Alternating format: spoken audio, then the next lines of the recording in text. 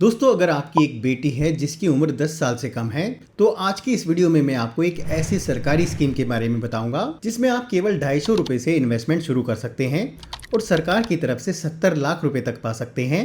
जी हाँ दोस्तों, आज की इस वीडियो में मैं आपको सुकन्या समृद्धि योजना के बारे में डिटेल में बताने वाला हूँ। इस स्कीम के बारे में आपको A to Z जानकारी मिलने वाली है।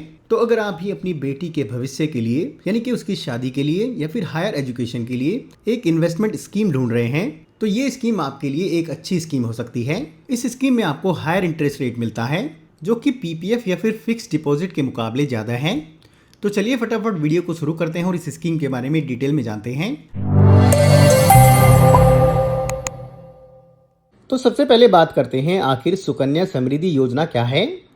दोस्तों, सुकन्या समृद्धि योजना भारत सरकार की एक छोटी सी बचत योजना है। इस योजना को भारत सरकार द्वारा 22 जनवरी 2015 को बेटी बचाओ बेटी पढ़ाओ अभियान के तहत लॉन्च किया गया था।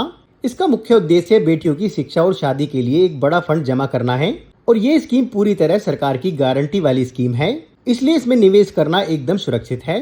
अब बात करते हैं कि इस स्कीम के अंतर्गत खाता खुलवाने के लिए क्या एलिजिबिलिटी है, यानी कि क्या पात्रता है। अगर आपकी एक बेटी है जिसकी उम्र 10 साल से कम है और आप भारत के नागरिक हैं तो बेटी के माता पिता या फिर लीगल गार्डियन द्वारा बेटी के नाम पर खाता खुलवाया जा सकता है।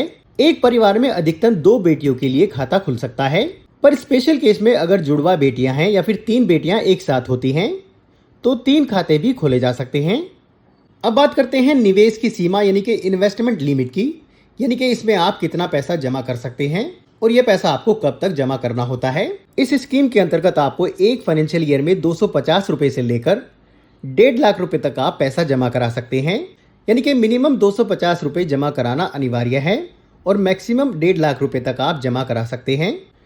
250 रुपए से लेकर 1.5 लाख रुपए तक की अमाउंट आप इसमें पूरे फाइनेंशियल ईयर में कभी भी जमा करा सकते हैं। इस अमाउंट को आप लमसम में यानी कि एक साथ या फिर मंथली इंस्टॉलमेंट में भी जमा करा सकते हैं, यानी कि जिस महीने में आपकी एक्स्ट्रा सेविंग होती है उस महीने में आप अपने अनुसार कितना भी पैसा जमा करा सकते हैं, पर वो पैसा 1.5 लाख रुपए से कम होना जरूरी है। यहाँ पर आपको ध्यान देना है कि पूरे फाइनेंशियल ईयर में आपको 250 रुपए तो कम से कम जमा ही कराने होंगे। अगर आप मिनिमम 250 रुपए जमा नहीं कराते हैं तो आपका खाता इनएक्टिव कर दिया जाता है और उसे दोबारा से एक्टिव कराने के लिए आपको हर साल के लिए 50 रुपए का जुर्माना लग सकता है और जितनी रकम आपको जमा करानी है वो पूरी की पूरी आपको जमा करानी होगी। टेनर या फिर अवधि की अगर बात करें तो आपको खाता खोलने की तारीख से 15 सालों तक पैसा जमा कराना है, यानी कि जिस दिन आप खाता खोलेंगे उस तारीख से लेकर अगले 15 सालों तक आपको इस स्कीम में पैसा जमा कराना है। अब बात करते हैं ब्याज दर और लाभ की। इस स्कीम के अंतर्गत आपको एक हायर इंटरेस्ट रेट मिलता है। वर्तमान में पिछले क्वार्टर यानी कि अप्रैल से जून 2026 की क्वार्टर में इसकी ब्याज दर 8.2% रखी गई है। ये ब्याज दर हर क्वार्टर में सरकार द्वारा तय की जाती है। इस स्कीम में ब्याज की कैलकुलेशन सालाना आधार पर कंपाउंडिंग के जरिए होती है, यानी कि इंटरेस्ट के ऊपर आपको इंटरेस्ट मिलता है जिससे लंबी अवधि में बड़ा फंड बनता है। इस स्कीम में आपको EEE टैक्स बेनिफिट भी मिलता है, यानी कि इस स्कीम में आप जितना पैसा जमा कराते हैं उसमें इनकम टैक्स के 80C सेक्शन के तहत आपको टैक्सेबल इनकम पर 1.5 लाख रुपए तक की डिडक्शन मिलती है और इस खाते में जमा अमाउंट पर जितना आपको इंटरेस्ट मिलता है वो भी एकदम टैक्स फ्री होता है और मैच्योरिटी के समय मिलने वाली पूरी की पूरी अमाउंट भी एकदम टैक्स फ्री होती है, उस पर आपको एक भी रुपया टैक्स नहीं देना है।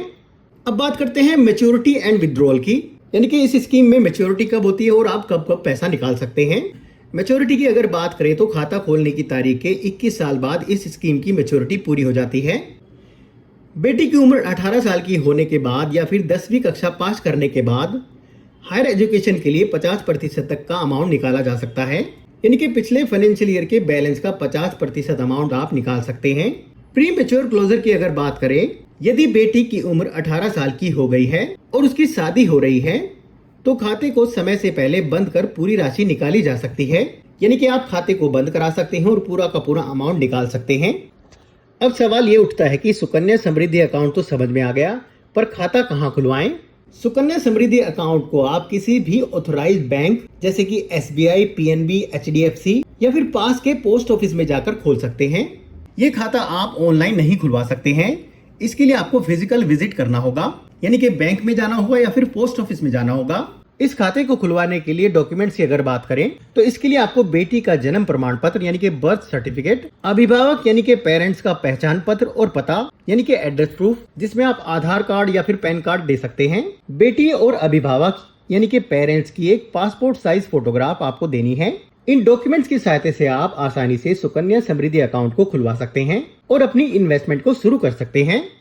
चलिए अब सुकन्या समृद्धि योजना, पीपीएफ और बैंक एफडी में कंपैरिजन देख लेते हैं।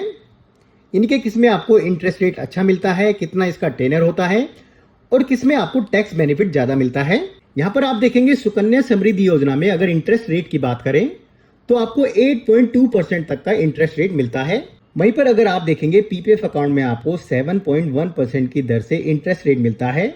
वहीं पर बैंक एफडी में आपको 6.5 से 7.5% की दर से इंटरेस्ट रेट मिल जाता है।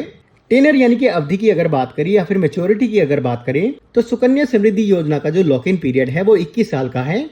21 साल बाद ही इस अकाउंट की मैच्योरिटी कंप्लीट होती है। वहीं पर पीपीएफ अकाउंट का जो लॉक इन पीरियड है वो 15 साल का है।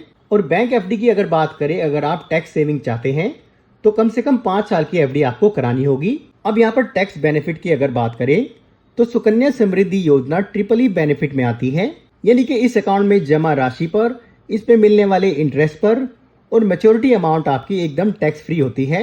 वहीं पर पीपीएफ अकाउंट भी आपका ट्रिपल बेनिफिट में आता है और बैंक एफडी पर जितना आपको इंटरेस्ट मिलता है वो आपका टैक्सेबल होता है। आइए अब एक एग्जांपल से समझ लेते हैं।